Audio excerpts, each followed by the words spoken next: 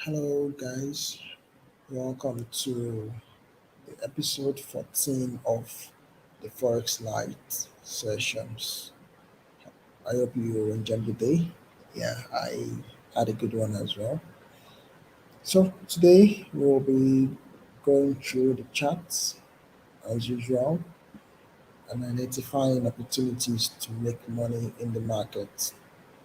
To start with, we're going to review the analysis we did on the previous episode and see the result of that.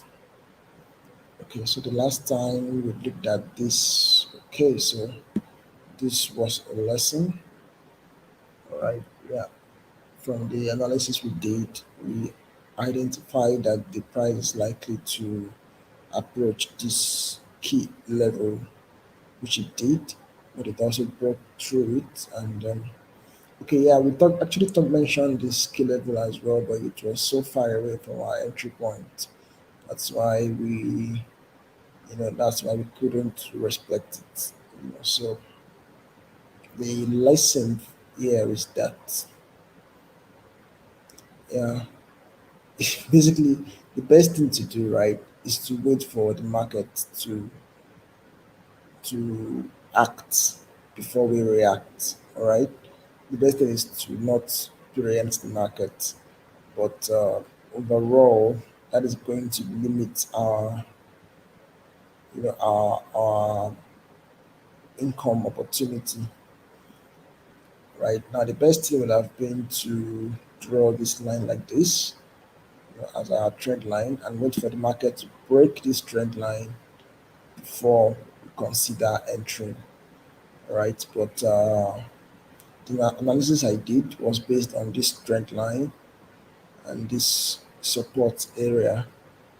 Right, so the analysis was okay. The market is very likely to respect this trend line and start buying, but as expected, you know, the market did not do that. It broke the trend line, you know, which I thought was going to happen, but it's unfortunately the area that I was hoping that is going to support the market was unable to hold it strongly enough, and yeah, it leaked a bit. So we lost that trade, and gonna clear that. So basically, what we're looking out for now is for the market to start buying. And how do we know when to start buying? That is when we have a break of structure. And in this case, a break of structure would be market. First of all, two things, right? First of all, breaking this trend line, that's going above this trend line. And secondly, also going above this pivot point, this swing point. Right, so the market has to go above this level. It's based on the current price action, based on the current state of the market. It has to break both this trend line and this pivot, this swing point, for me to confirm it as a break of structure and for a buy to become, highly probable. So that's what we'll be looking out for. I'm going to set an alert for this. Right, we'll set an alert for that crossing. I think I'm making a crossing. Yeah, of course, that's to close above it for it to be confirmed, but it's all right. I don't respond too fast to alerts anyway, so by the time I respond to it, it should be close to the time it's going to break or it's going to close above or basically play out. So that's what we're looking out for on this pair right about now. Let's see what we have on other pairs. Okay, this one is still running. I'm not run. I don't really like looking at pairs that I already have trades on, because first of all, I don't really interfere with my trades too much. Once I set it, I let it play out. At least I've learned to do that. I let it play out. All right, I let it play out. Of course, time will tell if that is the right thing to do. Time will always prove the time will always prove the righteousness of your actions.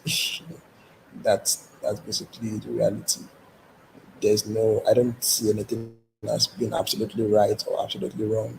Only the result only the result is going to determine what is right and what is wrong eventually in the last scheme of things. Okay. It's not true that of course it's already it's TP1 secured and would have broken even. So that was just the secondary. That was the TP2. But it got close to it, just did not hit it. All right, so let's see any opportunity here. Okay, let's go to the higher time frame. Market looked a bit okay. So from what I can see, yeah, I can't really see any clear opportunities. So I'll move on to the next pair. So basically, I'm looking out for opportunities in the market. If I don't see any, no, I move on. I'll move on. I'll move on to the next pair. I don't force the market too much. At least I've learned. I've learned not to force the market too much. If I don't see a clear opportunity, you know, I move on. There's so many pairs to look at, so there's no need to do. I don't any longer dwell too much on one pair and trying to force out a trade where there's no trade. Now I've passed that level. If I don't see a trade clearly asking me to take it, I just move on. I move on to another pair. There are times when almost all pairs will be giving opportunities in the market. Like it will be like any pair you open, you see an opportunity. I mean, the market is looking so good, so sweet, and lots of money to be made. And there are times when you probably won't even see a single opportunity in the market. You check, check, check, or how much are all the pairs, and you will see nothing. So I've learned to appreciate both times. We have different seasons. We have the winter, the summer, the spring, the autumn. All seasons come with their peculiarities and their benefits, their positives, and of course their negatives as well. So I've learned to appreciate what every season has to offer and make the most of it. So if I happen to come across a season where the market is quiet, when the market is not really giving me good things to do, like good opportunities, then I'm okay with. I'll just use the opportunity to just learn, just learn some things, maybe read some books and do some back tests, and yeah, you know, there are times to make money and there are times to just keep your money. You know, so far I've not seen any clear opportunity right about now. Markets, markets price action based on my current level in forex. The prices are in an area where they could go anywhere. Right, this yeah, they could go anywhere in the areas they are in right now. So I can't really take a decision based on that, based on just feeling. You know, yes, of course, I have feeling that the market will do this or do that, or but there's really no clear direction. There's really no clear factor, to inform a decision, to inform a choice of whether the price is going to do this or that. So because of that, I'm very comfortable with staying out of the market. You know, that is not taking a trade and just yeah. no matter what, my trading intuition is improving. It's getting better. I've been looking at the chart every single day for about 6 months now, over 6 months, right? So yeah, that's the level my trading intuition has grown. Absolutely, I see a lot of things. I see opportunities to make money in the market when there is money to be made. Uh-huh. Very important. When there is money to be made. So this for example is very likely to come down or to sell, but yeah, anything can happen. At the way it is right now, anything can happen. Anything can happen, especially with this news activity. It has disrupted the charts for a bit, which is yeah, which is something.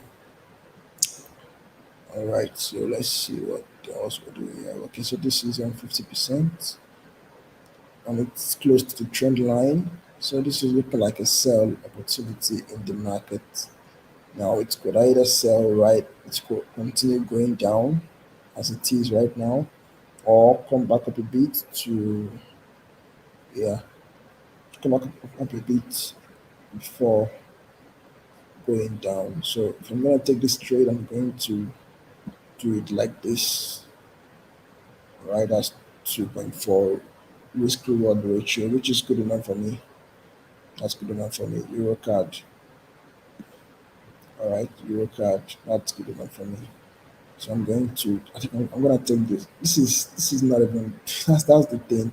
It's also not so confirmed, but it's I have trend line, I have Fibonacci, right? I would have loved to have one more, solid confirmation. But to get the confirmation on this price, on this, then I would need to see something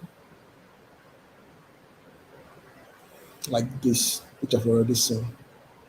Yeah, you know, that is price breaking this trend line, and then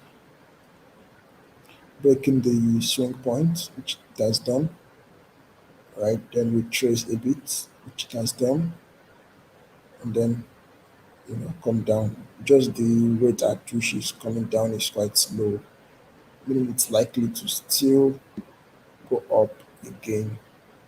You know, this is a flag pattern or a wedge pattern. All right, so the market is quite primed to still go up, to still buy for a bit before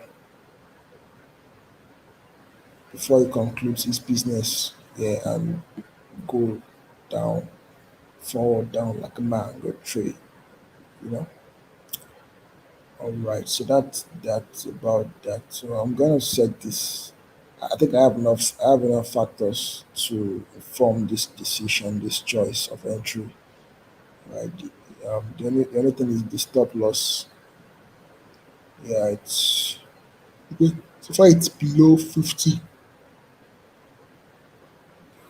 I'm okay. Okay. Okay, let me start building the idea of my stop loss rounded up to 20, 30, 40, or 50. Okay, so let me. I think I will stick with 30 for this one. All right. First of all, it's behind the next Fibonacci level. It's wide enough. It's wide enough. But of course, the market can do whatever it wants to do. That's fine. I'm okay with this trade. So I'm gonna set two entries. I have three risk reward ratio already. So I'm gonna do just two entries. I think I'll stick with just two entries for this one. I'm okay with two entries. All right. So this is what we're gonna look at and see what happened by tomorrow. So expect the market to expect it to get here at That TP1 is set. TP2, I expect TP2 to get here at least. Let me see this one. 4. I like my TP2 being at least 5 risk reward ratio minimum, and this is still 4. So I'll have to go for this as my target for TP2. That's 7 risk reward ratio. I think I'm okay with that. I'm okay with that. All right, so I think that will be our trade for tonight. As usual, I like my sessions as short as possible. Like, of course, it doesn't mean I analyze the chart for way longer than this, but yeah, it's different from having a video recording. You know. All right, so that will be all for tonight. Let's see what happens. If the market can decide to just continue down without us, which is fine, or it can come up but not get to our entry, which is also fine. I'm fine with whatever happens in the market. These days I'm quite calm with the market. I'm not so agitated regardless of what happens. Um, what gives me joy is that I'm getting better, and I'm getting closer and closer to my goal, getting closer and closer to consistent profitability. And when that happens, oh my goodness, we're big.